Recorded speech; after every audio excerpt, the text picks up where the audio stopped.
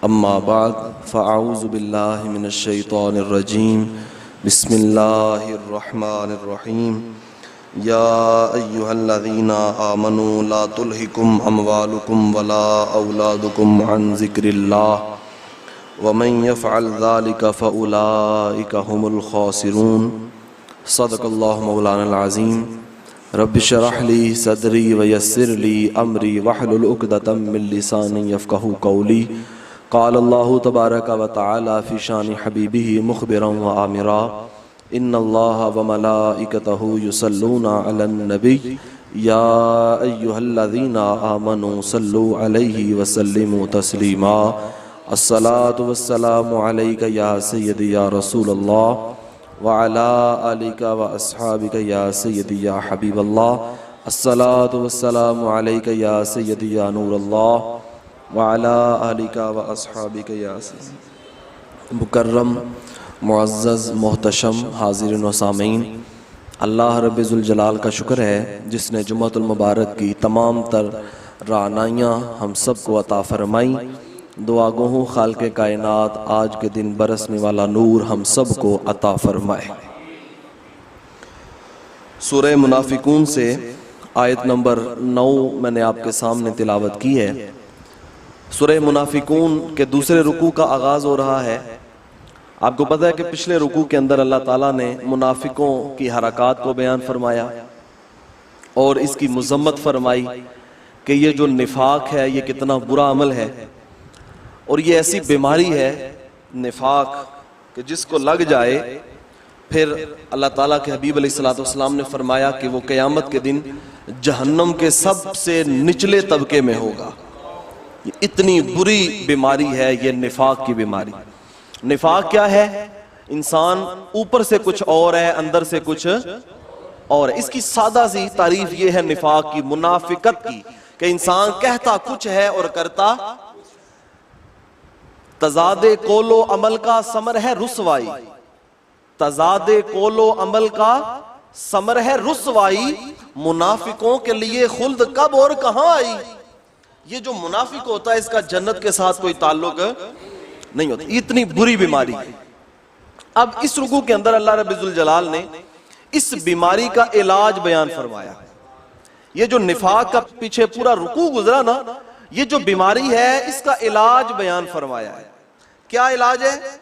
या अय्युहल्लज़ीना आमनू, मुखातिब ईमान वालों को किया और समझाया पूरी इंसानियत को कि लोगों इधर आओ, ये देखो ये असल रास्ता है, ये असल दवा है जो इस्तेमाल करोगे तो तुम्हें ईमान का नूर नसीब हो जाएगा। ए ईमान वालों, ला तुल्हिकुम अमवालुकुम वला औलादुकुम अन ज़िक्रिल्लाह, तुम्हारे अमवाल तुम्हारी औलाद तुम्हें अल्लाह के जिक्र से गाफिल ना कर दे। ये इलाज बयान फरमाया जाए। ये तिब के लोग जानते हैं जब इलाज किया जाता है तो उसकी दो किस्में की जाती हैं।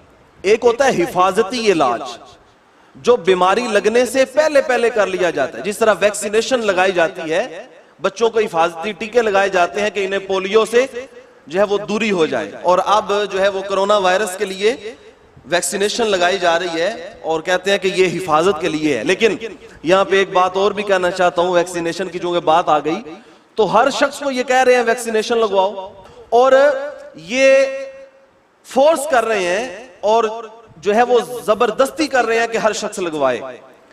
मुझे बताएं, गौर करने वाली बात नहीं। जो शख्स इस्लाम के नाम पे कहता है कि नहीं मुझे आजादी राय है, मैं जिस तरह चाहूं इस्लाम के खिलाफ अपने खुब्से बातिन का इजहार कर सकता हूं, अब जब इस मकाम पे आए तो फिर जबरदस्ती क्यों कर रहे हो? लोगों को इख्तियार दो ना, जिसका दिल करे लगवाए, जिसका दिल करे ना। फिर कहते हैं जी लाइसेंस नहीं बनेगा, फिर कहते हैं फलां काम नहीं होगा, सिम नहीं चलेगी, ये अजीब तरह के। और वैसे भी कहते हैं जी वो अब सऊदीया वालों ने तो ऐलान कर दिया है कि ये जो अमेरिका की वैक्सीन है वो लगवाओगे तो फिर सऊदीया में दाखिल होगे। क्यों भाई? जो चाइना की वैक्सीन है वो वैक्सीन नहीं? या फिर पाकिस्तानियों से मेरा सवाल है कि पाकिस्तान के अंदर जो हेल्थ वर्कर हैं उन्होंने इसके ऊपर कोई काम नहीं किया। ये साल के बाद जो बजट से इतने पैसे लेते हो सेहत के नाम पे, वो कहां जाते हैं? और ये हेल्थ वर्कर क्या कर रहे हैं पूरा साल बैठ के? अब तो 1.5-2 साल होने को है, अभी तक पाकिस्तानी वैक्सीन कहां है? और ये बात अलहदा है कि जो हेल्थ वर्कर हैं उनका भी एतराज है कि हुकूमत सहूलियात फराहम ही नहीं करती। क्यों नहीं करते सहूलियात फराहम? ताकि पाकिस्तान के लोग दवाई इस्तेमाल पाकिस्तान की बनी करें। लेकिन ये कहते हैं नहीं जी, वो अमेरिका की लगवाओगे तो फिर उसके अंदर क्या, और उसके नुकसानात ज्यादा मुआशरे के अंदर देखे जा रहे हैं। कितने लोगों की हमें खबरें पहुंची है कि उन्होंने वैक्सीन लगवाई है और 2 दिन के बाद वो दुनिया से रुखसत हो गए। जिंदगी मौत अल्लाह के हाथ में, लेकिन जाहिरी असबाब तो इंसान के इख्तियार में है कि नहीं। तो ये चीज बड़ी समझने वाली है। ये ज़िम्नन बात आ गई तो मैंने कर दी। मैं बात ये कर रहा था कि एक होता है हिफाजती इलाज, कि बीमारी लगने से पहले पहले इलाज कर लिया जाए। अल्लाह रब्बुल जलाल ने ये हिफाजती इलाज निफाक से बयान फरमाया। अभी निफाक की बीमारी लगी नहीं, लेकिन उसका पहले ये इलाज कर लो। क्या है? अन जिक्रिल्लाह, कि उसके जिक्र से कभी भी गाफिल ना होना। तुम्हारे माल, तुम्हारी औलाद अल्लाह के जिक्र से कभी भी गाफिल न करे। वैसे ये जो माल होता है ना, माल ये दुनियादारी में लोगों को ले जाता है और इंसान आगे बढ़ता बढ़ता इस दलदल में फंसता चला जाता है, फिर पीछे वापस आना मुश्किल हो जाता है। इसलिए अल्लाह ने फरमाया कि अमवाल को भी ये जो फितना है, और दूसरे मकाम पे वाज़ेह अल्फाज में बयान फरमाया इन्नमा अमवालुकुम व औलादुकुम फितना। फरमाया ये जो माल है और ये जो औलाद है ये आजमाइश है। क्या है? आजमाइश। इसलिए माल के पीछे नहीं भागना और औलाद। एक बच्चा हुजूर सल्लल्लाहु अलैहि वसल्लम की बारगाह में लाया गया और हुजूर सल्लल्लाहु अलैहि वसल्लम ने उस बच्चे को अपनी गोद में उठाया। मुझे बताओ क्या मुकद्दर है उस बच्चे के जिसको हुजूर ने अपनी गोद में उठाया। और हुजूर ने इरशाद फरमाया इन्नहुम मुजबिनतुन व मुबखिलतुन। फरमाया ये जो औलाद होती है ना, ये बंदे को बखील भी कर देती है और बंदे को कमजोर भी कर देती है। तो ये औलाद जो है इंसान को ये चीजें इस तरफ ले आती है। लेकिन अल्लाह ताला ने इरशाद फरमाया तुम्हारा माल भी, तुम्हारी औलाद भी तुम्हें अल्लाह के जिक्र से गाफिल, जब तक तुम अल्लाह का जिक्र करते रहोगे निफाक की बीमारी से बचे रहोगे। और यहां पे एक और बात, नमाज पढ़ना यह भी अल्लाह का जिक्र है, कुरान पढ़ना यह भी अल्लाह का, नवाफिल पढ़ना, अल्लाह की बारगाह में हाजिर होना यह भी अल्लाह का, तालीम और ताल्लुम करना, कुरान सीखना और कुरान सिखाना यह भी ऐन अल्लाह का जिक्र है।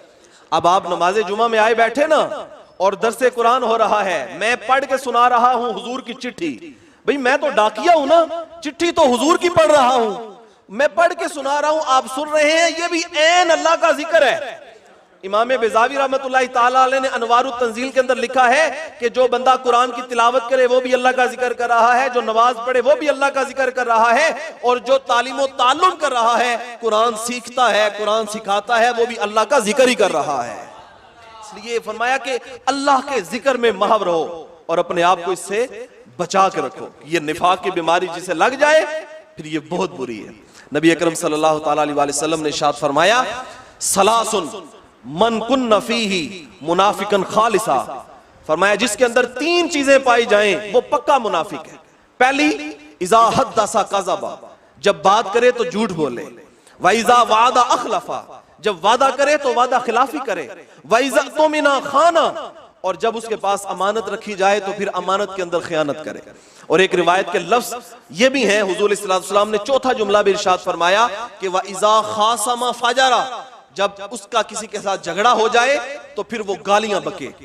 अब मुझे और आपको सोचना यह है कि इन 4 चीजों में से कौन सी एक भी चीज ऐसी है जो हमारे अंदर नहीं पाई जा रही?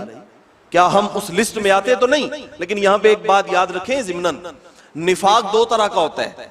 एक निफाक होता है एतिकादी, जिस तरह का ये मदीने के मुनाफिक थे ना, वो निफाक सीने में रखते थे, ऊपर से मुसलमान कहलाते लेकिन अंदर से काफिर थे।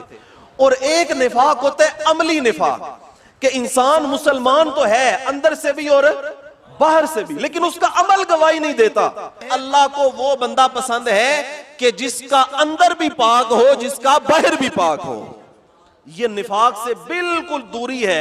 इस तरह से हमें निफाक से बचना है। अमली निफाक भी हमारी जिंदगी में नहीं होना चाहिए। ये जो मैंने हदीस आपको सुनाई ना कि जब बात करे झूठ बोले, जब वादा करे तो वादा खिलाफी करे, जब अमानत रखी जाए तो अमानत में खयानत करे, और कुछ नहीं तो किसी ने अपने घर की बात कह दी, यार तेरे साथ अपनी बात कर रहा हूं, किसी के आगे ना करना, तो चुप चुपीते जाके अपने दोस्तों को जाके था, यार सिर्फ तुझे बता रहा हूं, तू किसी को ना बताना। वो यारों के भी तो यार होते हैं कि नहीं होते? तो फिर आगे से बात आगे चली जाती। ये कौन सा पर्दापोशी वाला मामला है? ये कौन सी अमानतदारी है? इसलिए फरमाया जब अमानत रखी जाए तो अमानत में खयानत। फिर जब झगड़ा हो जाए, जब लड़ाई हो जाए, तो वो कहता है गुस्से में था, मुझे पता ही नहीं चला। इसी वक्त के लिए तो हुजूर ने फरमाया है कि वाइजा खासमा फाजरा, जब झगड़ते हुए किसी शख्स ने गाली दी तो समझो ये पक्का मुनाफिक है। इसलिए इन चीजों से हमने बचना है। और एक और बात, रसूलुल्लाह सल्लल्लाहु अलैहि वसल्लम ने इरशाद फरमाया, फजर की और इशा की नमाज मुनाफिक के ऊपर बड़ी भारी होती है। अल्लाह अकबर। किसके ऊपर? कौन कौन सी? बोले जरा, सारे बोले, कौन कौन सी? फजर और इशा की। और बल्कि सहाबा कहते हैं जो बंदा फजर में और इशा में गैर हाजिर होता था ना, हम समझते थे ये पक्का मुनाफिक है। सहाबा की नजर में तो वो पक्का मुनाफिक है जो इशा के वक्त मस्जिद में नजर ना आए और फजर के वक्त मस्जिद में नजर ना आए। ये भी मुनाफिकत है। इसलिए इससे भी बचना है और अल्लाह के जिक्र में अपने आप को महव रखना है ताकि हमें ये बीमारी लगे ना। फरमाया वमन यफ़अल ज़ालिका फ़उलाइका हुमुल ख़ासिरून। और जिसने ये किया, क्या किया कि अपने माल की वजह से, अपनी औलाद की वजह से अल्लाह के जिक्र से गाफिल हो गया, जिसने ये किया फ़उलाइका हुमुल ख़ासिरून, तो ये घाटे में है, ये खसारे में है। इसको नफे वाली कोई चीज पहुंच सकती नहीं। आगे फरमाया व अनफिकू मिम्मा रज़क़नाकुम मिन क़ब्लि अन यातिया अहदुकुमुल मौतु फयक़ूल रब्बी लौला अख़रतनी इला अजलिन करीब। फरमाया कि अल्लाह की राह में खर्च करो उस माल में से जो हमने तुम्हें दिया। अल्लाह की राह में खर्च करो उस माल में से जो, बंदा कहता है जी मैंने बड़ा कमाया है, मैंने मेहनत बड़ी की है, मैंने जिद्दोजहद बड़ी की है और मैंने मेहनत कर करके एक एक रुपया टका पैसा कमाया है, तो ये कैसे मेरी मेहनत का है? ठीक है, मेहनत भी होती है, लेकिन हमने वो लोग भी देखे हैं जो 18 घंटे काम करते हैं लेकिन 2 वक्त की रोटी भी मुयस्सर है, और वो भी देखे हैं जो 6 घंटे काम करते हैं और अल्लाह ताला ने उसको इतनी इज्जतें और बरकतें अता फरमाई हैं। तकसीम तो रब की है। अल्लाह फरमाता है जो हमने तुम्हें दिया है उस माल में से खर्च करो। हमारे मोहल्ले में एक बाबा जी थे, वो जब मस्जिद के चंदे के लिए ऐलान किया करते तो एक शेर पढ़ा करते, बड़ा खूबसूरत। क्या बात है, वो पंजाबी का सादा सा लहजा। वो शेर ये था कि मेरे दिते विचों दे की घट जांदा है तेरा। अल्लाह फरमाता है बंदे से, मेरे दिते विचों दे की घट जांदा है तेरा, जे सारे ही लवां ते की कर सकना मेरा। भाई मैंने ही तो दिया है, तो मेरे दिए से मेरी राह में दे, खर्च कर। अल्लाह फरमाता है मिन क़ब्लि अन यातिया अहदुकुमुल मौत, ये ना हो कि तुम में से किसी को मौत आ जाए, फयकूला, फिर वो कहे। अब देखो, अल्लाह की राह में खर्च नहीं किया, ऐसे ही माल जमा कर करके ले गया और क्या दुनिया से कब्र में साथ ही ले गया? नहीं, बल्कि पीछे छोड़ के चला गया। लेकिन जब मौत आ गई ना तो फयकूला रब्बी, उसने कहा ऐ मेरे रब, लौला अखरतनी इला अजलिन करीब, अगर तू मुझे थोड़ी सी मोहलत और दे देता, अगर तू मुझे थोड़ा सा वक्त और दे देता, फ़अस्सद्दक़ व अकुम मिनस सालिहीन, तो फिर मैं तेरी राह में सदका करता और नेकोकार हो जाता। लेकिन अल्लाह क्या फरमाता है, वलन युअख्खिरुल्लाहु नफ्सन इज़ा जाअ अजलुहा, जब किसी का वक्त अजल आ गया फिर उसको एक लम्हे की मोहलत भी मिलने वाली। जब मौत आ गई तो आ गई, फिर इसके बाद मोहलत वाला काम ही कोई नहीं। इसलिए ये दूसरा इलाज है निफाक का। पहला तो हिफाजती इलाज है कि बीमारी लगे ना, उससे दूर दूर ही रहो। दूसरा, अगर ये लग जाए, अगर अमली या एतकादी निफाक पैदा हो जाए, दुनिया की हिरस और हवस सीने में पैदा हो जाए, याद रखें जो निफाक का सबब होता है ना, सबब वो दुनिया की मोहब्बत है, और उसका दुनिया की मोहब्बत का इजहार माल की मोहब्बत है। माल को इसलिए तो माल कहते हैं कि दिल उसकी तरफ माइल हो जाता है, लुढ़क जाता है उसकी तरफ। इसलिए अल्लाह ताला ने फरमाया अगर निफाक की बीमारी लग जाए तो फिर दुनियादारी के लिए लगी, लिहाजा इस माल को अपने हाथ से अल्लाह की राह में खर्च करो। तुम्हारी माल की मोहब्बत खत्म होती चली जाएगी। जब तुम्हारे दिल से दुनिया की, माल की मोहब्बत खत्म हो जाएगी, अल्लाह ताला तुम्हें पक्का मुसलमान बना देगा। तुम्हारे अंदर इखलास की दौलत पैदा हो जाएगी ना।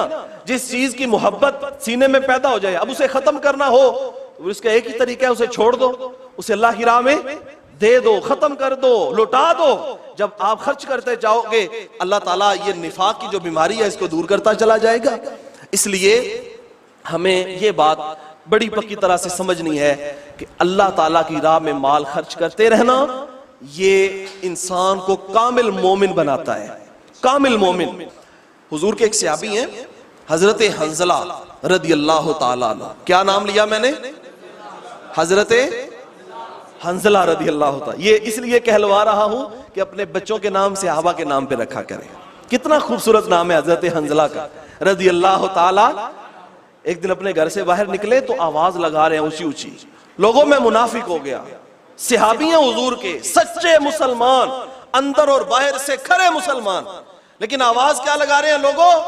मैं मुनाफिक हो गया, मैं मुनाफिक हो गया, मैं मुनाफिक हो गया। रास्ते में मुलाकात हुई हजरत सैयदना सिद्दीक अकबर रदियल्लाहु ताला अन्हु के साथ। आपने फरमाया हंजला क्या हुआ? तो कहने लगे कि यारे गार मैं मुनाफिक हो गया। हुआ क्या है? कहते हैं जब मैं रसूलुल्लाह सल्लल्लाहु ताला अलैहि वसल्लम की मजलिस में महफिल में बैठा होता हूं तो मेरे दिल की कैफियत और होती है। नमाज पढ़ने को मेरा दिल करता है, तिलावत कुरान को मेरा दिल करता है, इन्फाक फी सबीलिल्लाह को मेरा दिल करता है, जिक्रुल्लाह में महव रहने को मेरा दिल करता है। लेकिन जब हुजूर की मजलिस से उठ के मैं वापस घर में आ जाता हूं तो वो कैफियत नहीं रहती जो हुजूर की मजलिस में होती है। तो इसका मतलब ये हुआ रंग दो हो गए, एक हुजूर की मजलिस वाला और एक मेरे घर वाला। तो कहा मैं मुनाफिक हो गया। हजरत सिद्दीक अकबर रदियल्लाहु ताला अन्हु फरमाते हैं हंजला मसला तेरा है, लेकिन ये समझ के ये मसला हर एक शख्स को दरपेश है। आ मैं तुझे हुजूर की बारगाह में लेके जाऊं, तेरे बहाने सबका ही मसला हल करवाऊं। आजा हुजूर की बारगाह में लेके जाऊं। हजरत हंजला रदियल्लाहु ताला अन्हु को यारे गार रदियल्लाहु ताला अन्हु हुजूर की बारगाह में लेके आए, खड़ा किया। अर्ज किया या रसूलल्लाह मैं मुनाफिक हो गया। हुजूर ने फरमाया वो कैसे? अर्ज करने लगे या रसूलल्लाह जब आपकी मजलिस में होता हूँ नमाज पढ़ने को, तिलावत कुरान करने को, जिक्रुल्लाह करने को दिल करता है, लेकिन हुजूर जब घर चला जाता हूँ तो ये कैफियत मुझे हासिल नहीं होती, इसलिए मैं समझता हूँ मुनाफिक हो गया। हुजूर ने फरमाया हंजला ये तेरे अंदर जो एहसास पैदा हुआ इसी का नाम तो ईमान है। जो तेरे अंदर एहसास पैदा हो गया ना, हमारे अंदर एहसास ही नहीं रहा।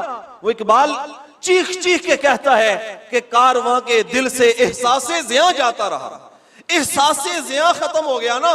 हजरत इब्राहिम बिन अदम रहमतुल्लाहि ताला अलैहि असर की नमाज पढ़ के मस्जिद से बाहर आ रहे थे तो एक बुजुर्ग मस्जिद के अंदर दाखिल हुआ तो हजरत इब्राहिम बिन अदम को देखा और पूछा कि नमाज अदा हो गई? तो आपने कहा हाँ नमाज अदा हो गई। और उसने आह भरी ऐसे अफसोस का इजहार किया, एहसास उसके दिल में पैदा हुआ।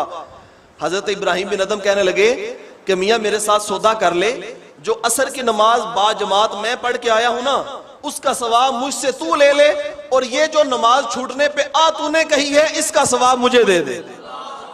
ये जो आ है ना एहसास है, ये बड़ी चीज है। अब हमारे अंदर एहसास नहीं रहा। हुजूर ने फरमाया हंजला तेरे दिल में जो एहसास पैदा हुआ है ना यही तो तुझे कामिल ईमान वाला बनाता है। इसलिए जब इंसान के दिल में एहसास पैदा हो और वो देखे कि मैं अल्लाह ताला की कुर्बत में हूं और मैं अल्लाह ताला के बारगाह में पेश हो जाऊं और उसकी खुशनुदी हासिल कर लूं, तो फिर वो क्या करता है? अल्लाह की राह में खर्च करता है, उसके दिए में से खर्च करता है। और देर हजरत इब्ने अब्बास रदियल्लाहु ताला अन्हुमा ने एक और भी इसकी तफसीर बयान फरमाई कि वो अल्लाह की राह में नहीं देते। इसकी एक और भी तफसीर है। आप फरमाते हैं कि कुछ लोग ऐसे होते हैं जिनके ऊपर हज करना फर्ज हो गया है लेकिन वो हज नहीं करते। अब हज किसके ऊपर फर्ज है? जिसके पास ज़ादे राह मौजूद हो, सवारी मौजूद हो, पीछे जो घर वाले हैं उनके लिए भी खाने पीने का सामान मौजूद हो। अब इस तरह का जो शख्स है उसके ऊपर हज करना फर्ज है, लेकिन फर्ज होने के बावजूद वो हज नहीं कर रहा। जब आखिरी वक्त आएगा हुजूर फरमाते हैं जिसने फर्जियत के बावजूद हज ना किया अंदेशा है कि उसका खात्मा ईमान पे नहीं होगा। हुजूर अलैहिस्सलाम के सहाबी ने फरमाया ये जो इन्फाक फी सबीलिल्लाह से मुराद है ना ये है कि जिसके ऊपर हज फर्ज हो गया लेकिन नहीं करता। दूसरा मना उसका हजरत अब्दुल्लाह इब्ने अब्बास ने यह बयान फरमाया कि जिसके ऊपर ज़कात वाजिब हो गई लेकिन नहीं देता। ज़कात वाजिब है, उसके पास इतने पैसे हैं 7.5 तोले सोना या 52.5 तोले चांदी, या अगर गाय भैंसे हैं ऊंट हैं तो जो ज़कात की मिकदार है शरई तौर पे वो उसके पास मुहैया है, लेकिन इसके बावजूद वो अल्लाह की राह में ज़कात नहीं देता, अल्लाह की राह में सदका और खैरात नहीं करता। हज़रत इब्ने अब्बास फरमाते हैं रसूलुल्लाह सल्लल्लाहु अलैहि वसल्लम ने शाह फरमाया जिस शख्स के ऊपर ज़कात वाजिब हो गई और उसने ज़कात को अदा न किया अंदेशा है कि उसका खात्मा ईमान पे नहीं होगा। मुझे बताओ, अगर खात्मा ईमान पे ना हो तो सारी जिंदगी के किए हुए अमल काम आएंगे? बड़ी बड़ी तंजीमें हमने इंसानियत की खिदमत के लिए बना दी, लेकिन जब आखिरी दम कलमा नसीब ना हुआ, ईमान पे मौत ना आई, तो बताओ ये सारे अमल कुछ फायदा देंगे? मैं आपको यूरोप की मिसाल देता हूं। सबसे ज्यादा हुकूक का ख्याल तो वहां रखा जाता है ना। बिल्ली को भी बुखार हो जाए तो उठा के अस्पताल ले जाते हैं और वहां पे उसका कैसे इलाज किया जाता है। लेकिन मुझे बताओ, आखिरत में उनको कोई फायदा है? क्यों? कि उनके दिल में ईमान की दौलत नहीं। अगर ईमान की दौलत हो ना, तो ईमान की ये पावर है, ईमान की ये ताकत है। हुजूर फरमाते हैं, जिसके सीने में ईमान हो मोमिन, गली से गुजरता हुआ कोई रोड़ा गली के अंदर पड़ा हो, उसको भी हटा दे तो अल्लाह उसको सदका करने का सवाब अता फरमा देता है। ये ईमान की पावर और ईमान की ताकत है। इसलिए अपने सीने के अंदर ईमान की पावर होते हुए अमल करेंगे, उसका जो है वो सवाब मिलेगा, उसका अजर मिलेगा। अल्लाह ने फरमाया कि हमारे दिए हुए माल से दो अल्लाह की राह में, और फिर ऐसा ना हो कि मौत आए तो कहो कि अल्लाह थोड़ी सी मोहरत और मिल जाती तो मैं सदका करता और मैं नेकों में हो जाता। लेकिन अल्लाह फरमाता है कि जब वक्त अजल आ जाए तो फिर किसी को मोहलत मिल सकती नहीं। मैं और आप ना अपने जाहिर के लिए सब कुछ करते हैं और हमें पता है, अपने आप का इंसान को पता होता है ना। मुझे पता है कि मेरी जेब में कितने पैसे हैं, और अब तो खैर लोगों ने रबड़ रखे हुए हैं, वो 10 वाले को अलहदा चढ़ाते हैं और 50 वाले को अलहदा चढ़ाते हैं, और सुबह उठ के दोबारा से गिनते हैं कि ये बढ़ तो नहीं गए कहीं, ये दोबारा गिनते हैं कि नहीं गिनते। हमें पता होता है कि हमारे जेब में पैसे, हमारा बैंक के अंदर कितने पैसे पड़े हुए हैं, या जिस मकान में मैं रह रहा हूं इसकी वैल्यू क्या है, मैंने जब खरीदा था तो कितने का खरीदा था, आज अगर बेचूंगा तो कितने का बिकेगा, पता होता है ना हमें। इसी तरह इंसान को यह भी पता होता है कि मैंने अपनी आखिरत के लिए कितने अमल किए। अगर आखिरत के लिए अमल नहीं किए, कुछ इकट्ठा नहीं किया, तो आज से हमने इरादा करना है कि हमने अपनी आखिरत के लिए कुछ जमा करना है, वो चीजें जो हमें आखिरत में काम आए। और खैर अब तो हम कह देते हैं और आप सुन लेते हैं, अब लोगों के पांव में वरम आता है, बोले अब तो लोग चलते ही नहीं। बच्चे को कहे ना जा चौक से माचिस ले आ, तो वो भी कहता लाओ मोटरसाइकिल की चाबी। ऐसा ही है, चलने के लिए तो हम सब आरी हो चुके हैं, और हाजी भी हज करने जाते हैं तो हज भी सारा एसी वाली बस में हो जाता है। वकूफे अरफा से भी जाते हैं तो वहां भी वो कंडक्टर कहते हैं पहले ही आ जाओ, तो जल्दी से जाके एसी वाली बस में बैठ जाते हैं, सीट को जो है वो महफूज कर लेते हैं कहीं बाद में मुझे सीट ना मिले। हालांकि तरीका तो यही है, फरमाया वकूफ का माना ही ठहरना था, लेकिन नहीं ठहरा और बस में आके बैठ गया। अब हमारे पाँव में वरम नहीं पड़ते, हम मुसल्ले के कमजोर हैं। लेकिन हजरत आयशा सिद्दीका रदियल्लाहु ताला अन्हा आप फरमाती हैं रसूलुल्लाह सल्लल्लाहु ताला अलैहि वसल्लम की जिंदगी सबसे मसरूफ जिंदगी है। मुझे बताओ, हुजूर की जिंदगी से मसरूफ जिंदगी किसी की है?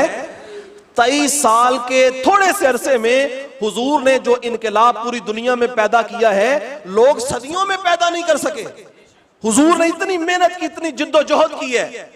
लेकिन हजरत आयशा सिद्दीका रदियल्लाहु ताला अन्हा फरमाती हैं, जब इशा के बाद हुजूर घर तशरीफ लाते तो हुजूर दोबारा मुसल्ले पे खड़े हो जाते और हुजूर अलैहिस्सलातु वस्सलाम के पांव मुबारक सूज जाते कि हुजूर अल्लाह की बारगाह में इतना कयाम किया करते थे, इतना अल्लाह की बारगाह में पेश हो जाया करते।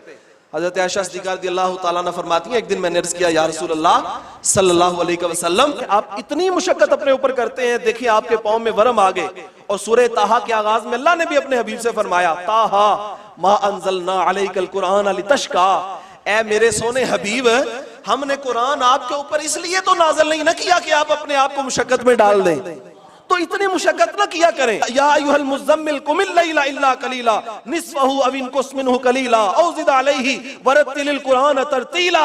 ए हबीब, सारी सारी रात क़याम ना किया कर, कुछ थोड़ा सा सो भी तो लिया कर।